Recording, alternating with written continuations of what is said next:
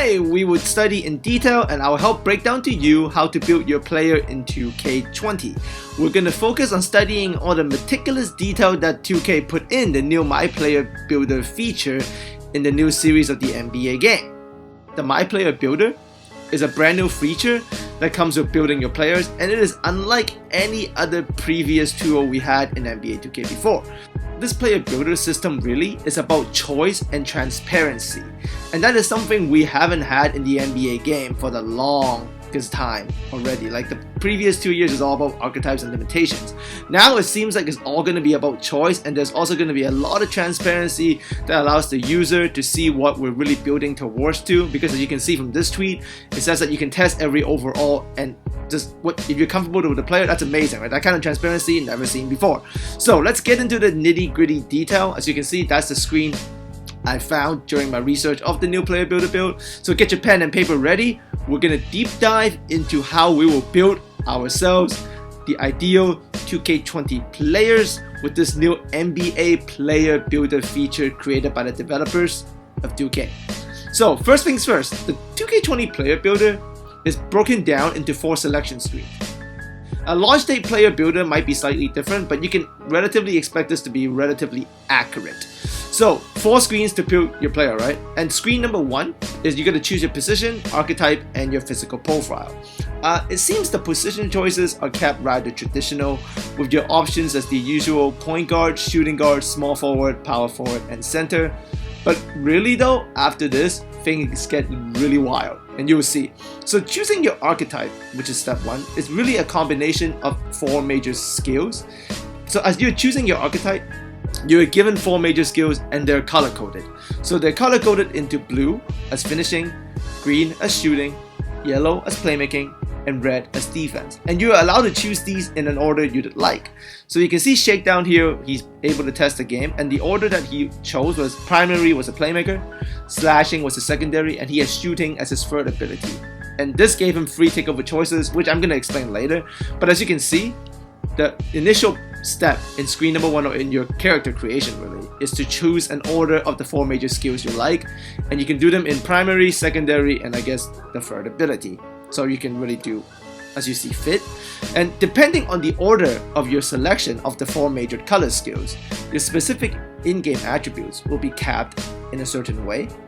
I was able to find out in my research that another player who was building the player, they selected a certain order of the 4 skills, and they ended up having a skill cap of 51 on their 3-point shooting skills.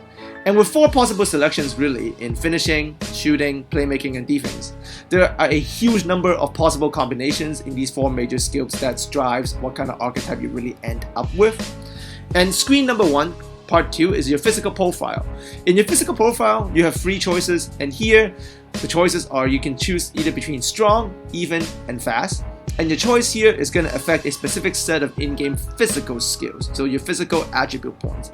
And when your physical profile choice is combined with your previous major color attributes, so whatever order you decide to choose from those 4 skills of finishing, playmaking, defense, and shooting, and then you also end up choosing a physical profile of strong, even, and fast, you can end up with a specific number in speed, strength, acceleration, and other physical skills. So one build I saw and heard during my research ended up having 82 speed, 62 strength, and 78 acceleration by the end of screen 1 of the player builder. And that's driven by what physical profile you chooses and the order of the 4 major skills you chose to have for your player. Now, player builder screen 2 focuses on attributes and badges. And in the attribute part, the game is going to give you 439 or 400 to 445, not exactly where this is, but I think it's going to be around 440 based on my research. And you're going to be given 440 potential attribute points. And what you do with these is you can use these points to increase the skill caps you've gotten from your choices in screen 1. Remember, by the end of screen number 1 in your player builder, you're going to end up with a set of skill caps based on your combination of skill choice and your physical profile. But as you get to screens 2, you get an extra 440 around that potential attribute points to add to your skill caps. And by the end of all of this, you're going to end up with your final attribute caps for the player you choose to have. Alright? And after that, because you now have a final set of final attribute skill caps or point caps, you're going to receive your badges upgrade points. And your badge upgrade points for the specific badge types is based on your final attribute point caps. So whatever final attribute point caps you end up having is going to determine how many badge upgrade points you get for the specific types of badges you want. So take a moment, take that all in. If you need to go back and review the information I give you, just review. And now let's move on. So for example, if you have shooting as your primary major skill, so that's the first skill you choose in the previous part, and then you put a lot of extra potential attribute points into 3-point shooting, you likely will end up with a high amount of shooting type badge points for shooting badges. Now, this is important. You have to understand, there are 4 types of badge points. So badge points are not like they're not universal. It's not like you get a set amount of badge points and you can put them everywhere. It's not like that. You're gonna get badge points and they're gonna be divided into 4 types. So the 4 types of badge points are finishing, shooting, playmaking, and defense, which, as you probably noticed, is same as the 4 major skills. So each badge upgrade point, the way they're broken down into, each point lets you equip 1 level of badge. But that's the bronze, right? That's the lowest tier badge. Higher tier badges though will cost more badge points. So 2 for silver, 3 for gold, and 4 for Hall of Fame. Alright? So the amount of badge points is dependent on your final attribute skill caps, and your final attribute skill caps is dependent on how you use your 440 potential attribute points into your previous cap, and your previous cap is determined by your physical profile and the order of the 4 major skills you happen to choose. Okay? That's as good as I can explain it, and that's what I've learned from my research. So let's move on. And one player build I came across during my research had a total of 46 badge upgrade points, and they're divided into the 4 major skill types, as you learned from the previous notes I gave you.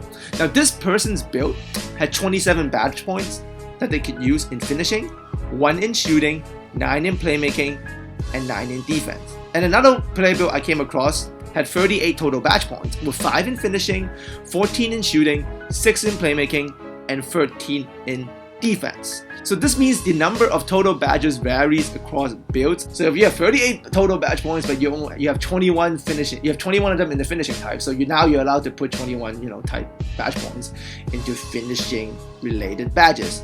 So this pretty much signifies the end of the classic badge grinding as we know it. So a moment of silence for the celebration of that, because badge grinding sucks, and now it's gone. Hooray. So with that dealt with, we move on to Player's Builder screen number 3, which is going to control your height, weight, and wingspan, plus your takeover selection. So what you choose to do with your weight, height, and wingspan can change your physical attribute points such as speed, strength, etc. So I saw a player decrease their build height by 1 point, and they ended up gaining 3 speed points for it. Wasn't able to see a lot of details into this, but you can expect that's how it's going to work with height, weight, and wingspan this year. So that's pretty similar to previous year, but that's in player build screen number 3. So the choices you have already made in player screen builder number 1 and 2, it's going to cap it out. So pretty much height, weight, and wingspan adds a little bit to it, but not a lot. And you can see Shakedown talk about it here is just you're also allowed different body shapes, but those body shapes it's cosmetic, right? It doesn't affect your points, etc. But what you can choose is you can just define solid, burly, built, slight, and compact. But that's not the same as height, weight, and wingspan. Those attract your attribute points, but the body shapes do not. Now in this screen, you can see that's the takeover selection I mentioned earlier, and which takeover your player gets to have is dependent on what skill caps you increased in the previous screens. And when you look at this, you must be like, oh my god, I have 3 takeovers. Do I have triple takeovers? Can I use all these takeovers in the game? Like, that would be OP. Well, unfortunately, that's not how it's made. You can see at the what Shakedown said here is that there is no double takeover anymore this year. You get to choose which takeover you want to have activated before you can play, and it can be changed in the My Player editor. So what Shakedown did was he ended up having a player that was a sharp, slashing playmaker type. So those are the order of the 4 major skills he chose, and he chose the playmaking takeover in one game that he played in with his player, and he chose the slashing in the next. So you're only allowed to have 1 takeover, but you have a choices of 2 or 3 depending on how you customize your attribute caps. But that's how takeover is this year. And after you've chosen that, or you see what takeovers you're allowed to have, you move into player builder screen number 4, which is essentially a screen where you put in points into the badges. And this is the final part, really. Like here, you're gonna put in your badge points into the type of badges you want.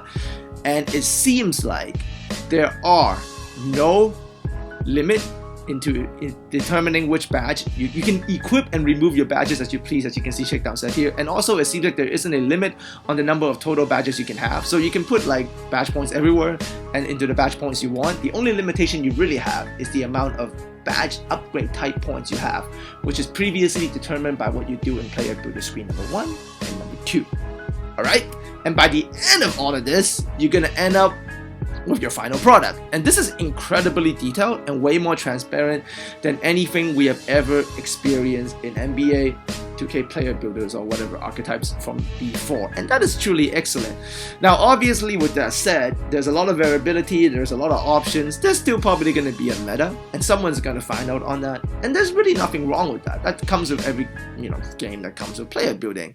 And if you guys are into finding out the meta, also obviously stick with me, but you can also follow someone I believe will find the meta very soon as the game comes out, and that's Ramos. You can see, you can add him on Twitter there, and he's probably going to find some pretty good cheap builds because he does that every year, and he's a high level 2K League player, a pro 2K player, a pro NBA player, so good to stick with him to see the best builds possible. So with that said, very excited with the offers that are being given to us, especially with the player builder this year. Shout out to 2K. This is obviously information I've gotten from research, talking to people that has played the game, seeing screenshots that are posted on the internet. It's not going to be exactly the same, but it's going to be relatively close, and it is very excited to know that's how much variability we have. Stick with me as I'll make more videos and tutorials for the year in terms of what's the best player builds out there for you.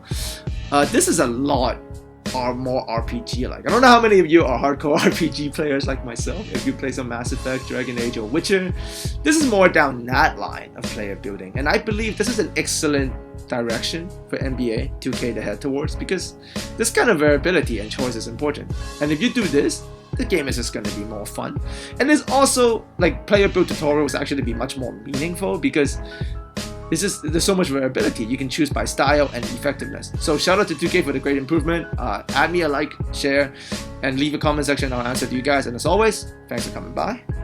I'll speak to you guys. See you guys next time.